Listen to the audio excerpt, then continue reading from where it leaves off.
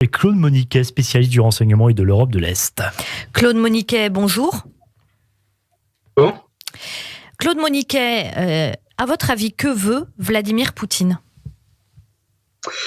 Ce que veut Vladimir Poutine, c'est plusieurs choses.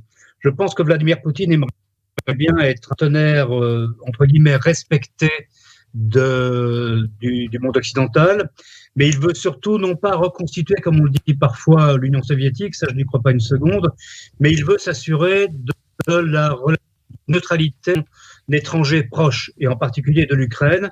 En fait, ce qu'il ne veut pas, c'est que des pays qui ont été des membres de l'Union soviétique, qui sont proches de la Russie ou qui ont des frontières communes avec la Russie, puissent devenir des membres de l'OTAN, de l'Union européenne, ou voir se déployer des troupes occidentales essentiellement américaines. C'est ça son principal problème. Après, il y a un problème connexe, c'est que Vladimir Poutine, c'est à la fois un prétexte et une réalité, entend, entre guillemets, protéger les minorités qu'il estime être maltraitées dans ces pays, et entre autres en Ukraine. Claude Moniquet, vous parlez de minorité, justement, quand Vladimir Poutine déclare l'indépendance du Donbass, est-ce que ça revient à dire que ces territoires sont désormais annexés par la Russie ou pas ? Non, pas du tout. En tout cas, clairement, du point de vue du droit international, la reconnaissance de l'indépendance du Donbass et de Luhansk par Vladimir Poutine n'a aucun effet. Il n'y a pour le moment, et probablement dans l'avenir, ce sera toujours uniquement la Russie qui les reconnaît. Donc, du point de vue national, c'est à peu près nul et non avenu. Mais il n'a pas ces régions. Il les a reconnues comme des États indépendants qui s'étaient eux-mêmes indépendants il y a plusieurs années, comme il l'a fait en Géorgie avec l'Abkhazie. Ça n'a pas d'implication d'annexion, de rattachement, en tout cas à ce stade.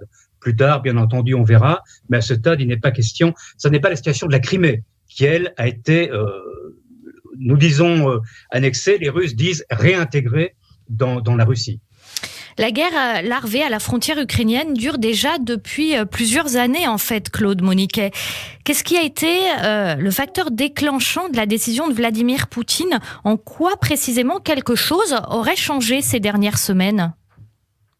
Ce qui a changé, c'est pas tellement ces dernières semaines, c'est très probablement un plan qui a été longuement mûri depuis des années. Il y a une très grande différence entre les Russes, les diplomates russes, la diplomatie russe, l'État russe et nous. Nous, en Occident, nous avons l'habitude, on l'a bien vu dans les gesticulations de messieurs Biden et Johnson ces dernières semaines, on a l'habitude de naviguer et d'avoir, pour le dire vulgairement, le nez sur le guidon et de régler les problèmes quand ils sont là. Les Russes sont des joueurs d'échecs. Ils ont un long terme. Il est très probable que cette finlandisation de l'Ukraine, cette neutralisation de l'Ukraine et cette tellement de l'Ukraine, reconnaissance des républiques russophones, était dans le Poutine depuis des années. Ce qui s'est passé ces derniers mois, c'est qu'il y a de nouveau eu des tensions très fortes sur la ligne de cessez-le-feu avec des échanges de tirs, des bombardements, dans lesquels très objectivement on ne sait pas très bien qui était responsable. Est-ce que c'est les séparatistes russes? Ça reste quand même relativement difficile à définir. Il y a eu d'autre part toute une série de lois qui ont été passées ces dernières années en Ukraine, l'utilisation de la langue russe, langue qui est quand même la langue native de 30% de la population ukrainienne, c'est-à-dire à peu près 14 millions de personnes. Par exemple, on ne peut plus faire radio-télévisée en russe, on ne peut pas importer de livres russes.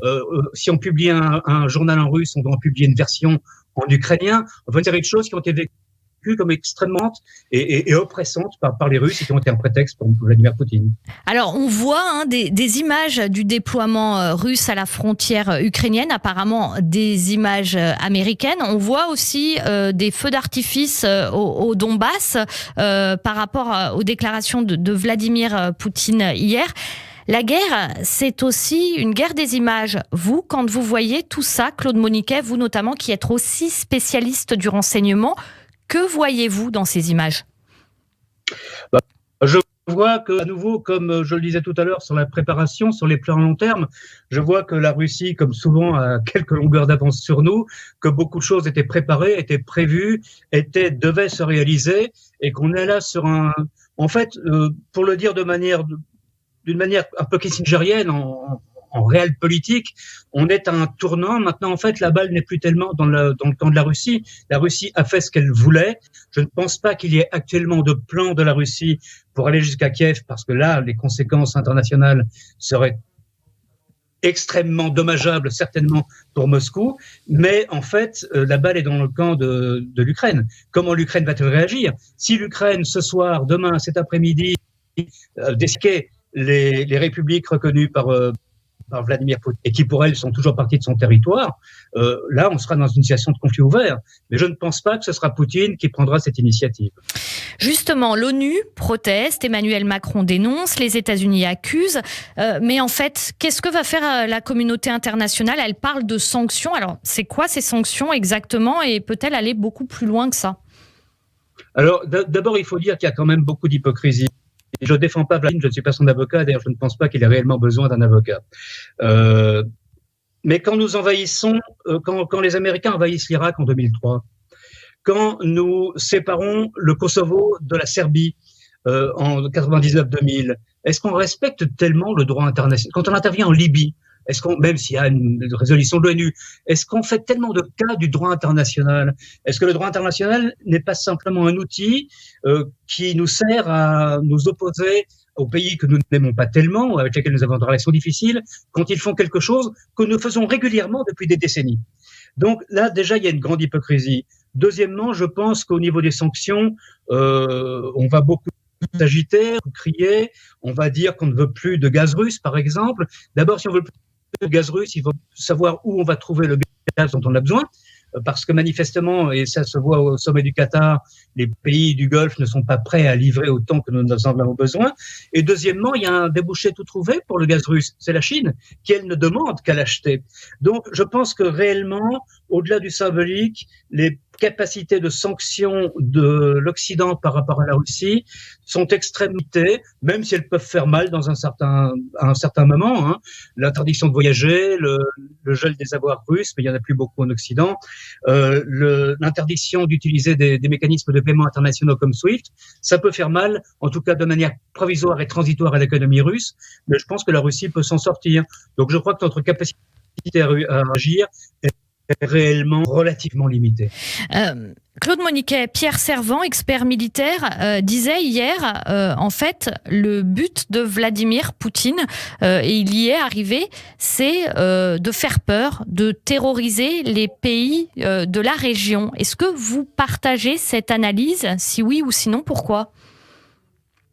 J'aime beaucoup Pierre Servan, qui a souvent des analyses très justes. Je n'utiliserai pas le mot terroriser.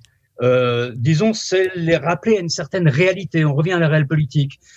Je ne pense pas que, enfin, Poutine, bien entendu, aimerait bien sans doute diriger une ex-Union soviétique, mais il sait très bien que ce n'est pas possible. Il a déjà la communauté des États indépendants qui est assez satisfaisante pour lui. Ce qu'il ne veut pas, c'est une extension de l'OTAN et de l'Union européenne à l'Ouest.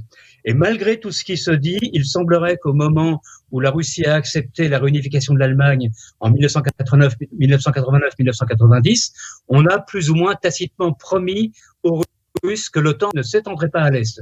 Aujourd'hui, l'OTAN est dans les pays baltes, l'OTAN est en Pologne, et l'Ukraine a voté son entrée dans l'OTAN, même si on en est, et fort heureusement, très loin. Donc c'est ça que Poutine ne veut pas. Et pour ça, effectivement, il y a une forme de rappel à l'ordre qui est un peu dans la mode soviétique, hein, dans le mode soviétique, une démonstration de force. N'oubliez pas de qui vous êtes le voisin. Je ne vous veux pas de mal, mais vous respectez mes intérêts. C'est dans cette politique-là qu'on est, dans cette réelle politique russe qui rappelle une réalité profonde et de fond, c'est que la seule vérité en politique internationale et en droit international, ça arrive à imposer. Vladimir Poutine affirme que, en fait, il fait ça pour protéger le Donbass, et il fait référence dans son discours hier soir, en tout cas, il y a beaucoup de références à l'Union soviétique. Comment est-ce que vous analysez ces rappels toujours de Vladimir Poutine par rapport à l'Union soviétique, parce que les pays autour de la Russie sont aussi traumatisés par ça. Lui a une histoire notamment au sein du KGB, mais les pays autour de la Russie sont aussi traumatisés par cette période. Mais je pense que vous avez regardé le discours de Poutine, comme je l'ai regardé, comme beaucoup d'autres l'ont regardé, même s'il il était un peu long et très historique, il durait plus d'une heure, 1 heure 15. C'est très ambigu, cette référence à l'Union soviétique. À la fois, on voit que Poutine caresse cette ex-idée de grandeur de l'Union soviétique, qui en fait était essentiellement la grandeur de la Russie, qui était son centre et son cœur. Mais en même temps, ce qu'il dit, c'est que l'Ukraine était une création artificielle de Lénine et donc de l'Union soviétique. Donc il y a à la fois une espèce de fascination-répulsion dans ce haut personnel politique à Moscou par rapport à l'URSS. Je ne pense pas qu'il y ait une nostalgie. Je pense que c'est une référence historique sur laquelle on ne peut pas faire l'impasse. Parce qu'effectivement, très clairement, le sort de ces pays qui forment aujourd'hui la CEE, ex-Union soviétique, profondément modifié, profondément modelé par cette terrifiante expérience de l'URSS qui a duré 70 ans et qui a totalement changé la géopolitique locale. On ne peut pas faire l'impasse là-dessus. Maintenant, est-ce qu'il y a une tentative de retour à cette Union soviétique? Je ne pense pas.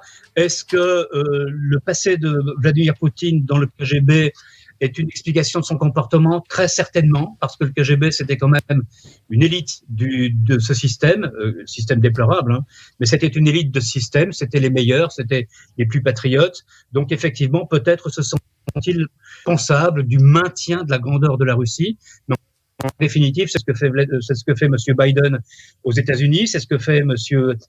Macron en France. Vladimir Poutine est le de la Russie défend les intérêts russes. Merci beaucoup Claude Moniquet, spécialiste du renseignement et des pays d'Europe de l'Est, d'avoir été avec nous ce matin sur Radio J. Bonne journée. Au revoir. Merci, bonne journée. Merci beaucoup Eva et on vous retrouve à 9h pour un nouveau point sur l'actualité. Radio J, le 6-9, Christophe Dard.